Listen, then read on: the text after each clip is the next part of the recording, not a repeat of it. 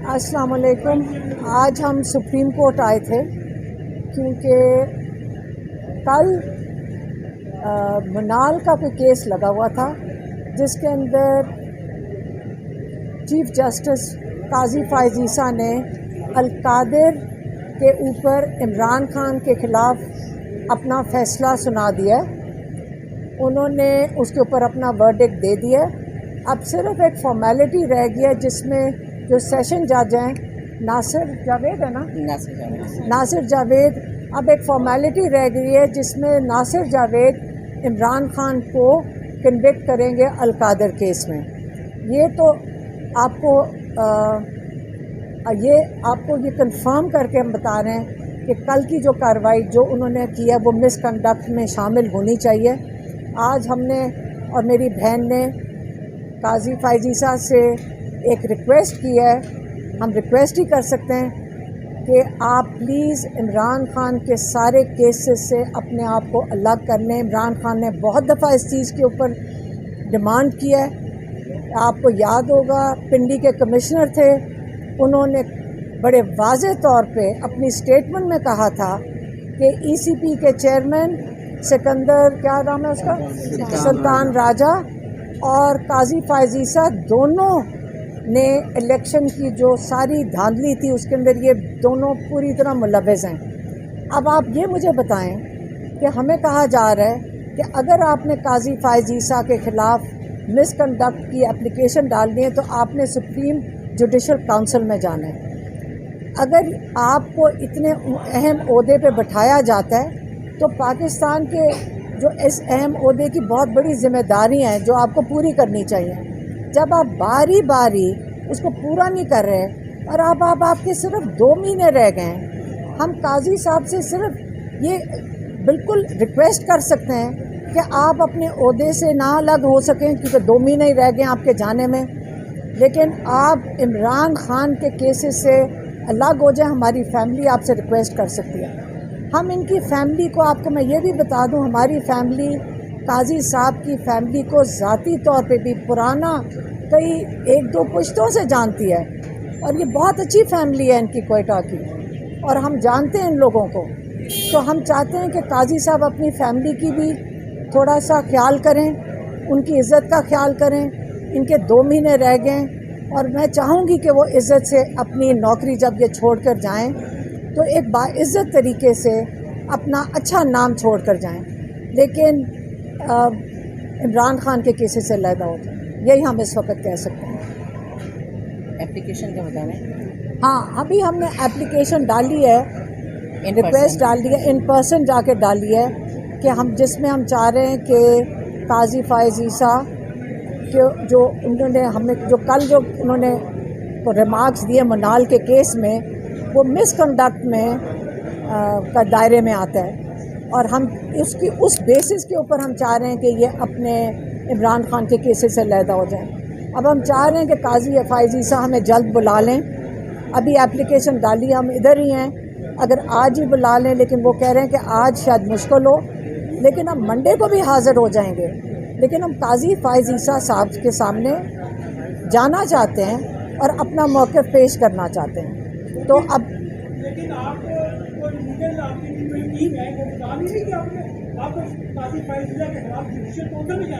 नहीं, आज तो इन पर्सन एप्लीकेशन दी है जी, हमने आज सिर्फ इन पर्सन एप्लीकेशन। लेकिन एक सेकेंड, हम जाना चाहते हैं काजी फायज़ ईसा के सामने, हम उनको बताना चाहते हैं कि एटलीस्ट अपने जो रिमार्क्स हैं उनको विड्रॉ कर लें, क्योंकि आपने हमारा जो केस लगा हुआ है इमरान खान का, जो जेल में बैठे हैं, जो आके अपने आप को यहाँ नहीं पेश कर सकते, आपने उनके केस के ऊपर सेंटेंस उनको सुना दिया है और आपके अब जज जो वहाँ बैठा हुआ है, सेशन जज जो जूनियर है, वो उसने तो सिर्फ कार्रवाई पूरी करनी है ना। तो इसके लिए, लेकिन काजी फायज़ ईसा साहब क्योंकि जल्द रिटायर हो रहे हैं, तो जब तक उनकी सुप्रीम जुडिशल काउंसिल में लगेगा तो मुझे नहीं पता कि उस वक्त तक वो अपने ओहदे पे मौजूद भी होंगे कि नहीं, उसको कितना टाइम लगता है ये नहीं हमें पता भी।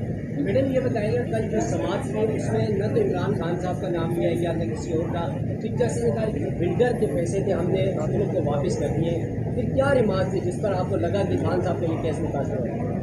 आपने बिल्डर कौन था? मलिक रियाज, ہم سارا دن اس کیس کے اندر ملک ریاض کا نام سنتے ہیں.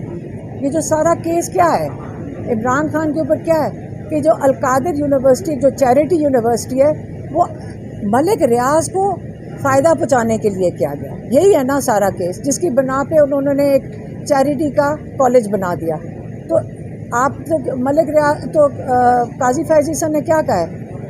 قاضی فیض عیسیٰ نے یہی کہا ہے نا کہ کوئی بلڈر ہے جو ملک ریاض کا نام نہیں لے سک رہے, ہم لے دیتے ہیں. ملک ریاض آئیں, ملک ریاض کو اگر بلانا, اگر قاضی صاحب کو اتنی ان کی فکر ہے کہ چور ہیں تو آ کر جو پیسے آئے تھے سپریم کورٹ کے پاس ہی تھے.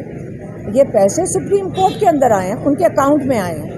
$190 ملین سپریم کورٹ کے پاس ہیں. کیا انہوں نے چوری کے پیسے ریسیو کیے ہیں سپریم کورٹ نے؟ کیا قاضی فیض عیسیٰ صاحب کو اگر اتنی فکر ہے بلڈر ملک ریاض کی تو انہوں نے سو موٹو لے کر ملک ریاض کو بلا کیوں نہیں لیا کہ منال کے کیس میں ڈسکس کرنے بیٹھ گئے؟ بلائیں ملک ریاض کو.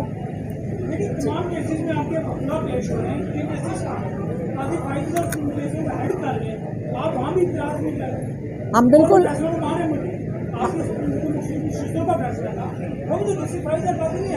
وہ فل بینچ تھا.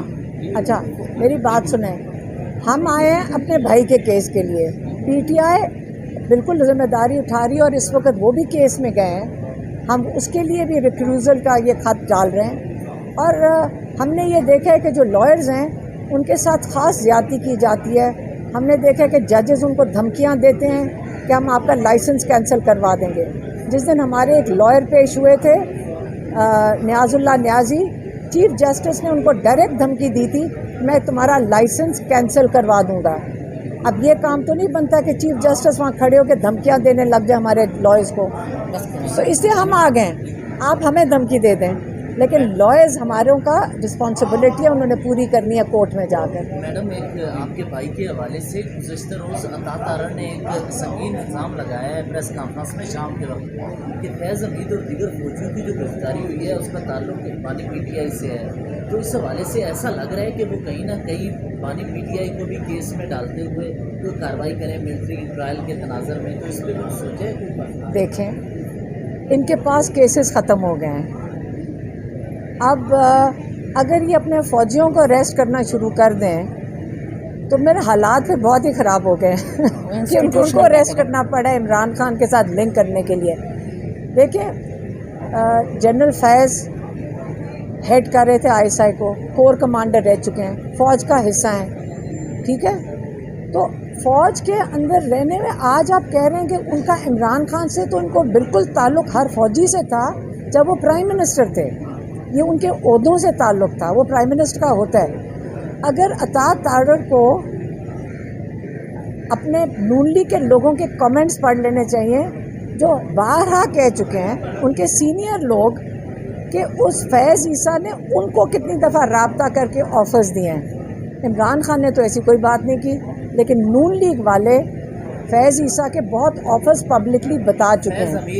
فیض دونوں کے نام فیض ہیں, آپ بھول گیا تھا.